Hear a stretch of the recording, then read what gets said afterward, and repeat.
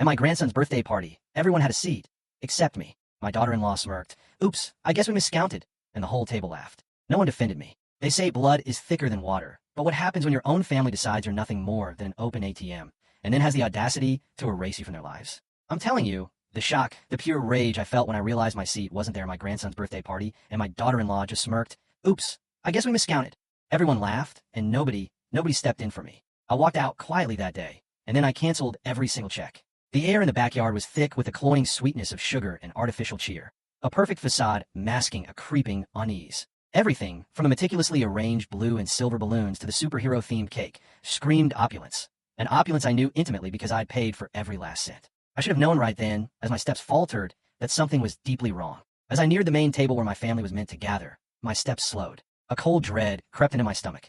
I counted the chairs. Once. Twice. 7 people. 6 chairs. Me, Grandma Eleanor. They had forgotten me. Just then, my grandson Leo burst towards me, his 8-year-old face bright with pure excitement. His Spider-Man costume, pristine and vibrant, was another item I'd paid for without even being asked. I hugged him tight, inhaling that precious, innocent smell of childhood. But my eyes kept drifting back to that table, to that empty space. Happy birthday, sweetheart, I whispered into his hair. Are you having a good party?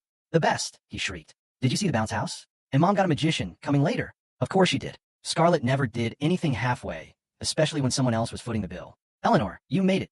My daughter-in-law's voice was honeyed, but there was a subtle, almost imperceptible edge to it I couldn't quite place. Scarlett glided over in a designer dress, the same one I'd seen her charge the credit card I helped pay off just last month. Her smile was perfect. Practiced. We're so glad you're here.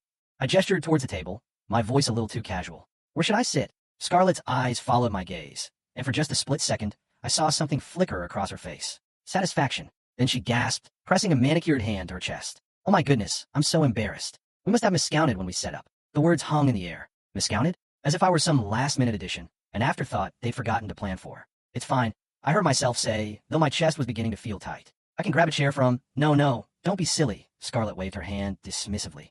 There are plenty of seats at the other tables. You'll be more comfortable there anyway. Closer to the bar. She laughed, a high, tinkling sound, and a few of the other adults chuckled along like a rehearsed audience. My son, Michael, appeared at her elbow, his arms sliding around her waist in that automatic way married couples do. He looked at the table, then at me, and I waited. I waited for him to say something, to ask why his mother didn't have a seat with the family. Instead, he just smiled apologetically. Sorry, Mom. You know how party planning gets crazy. Scarlett's been so stressed trying to make everything perfect for Leo.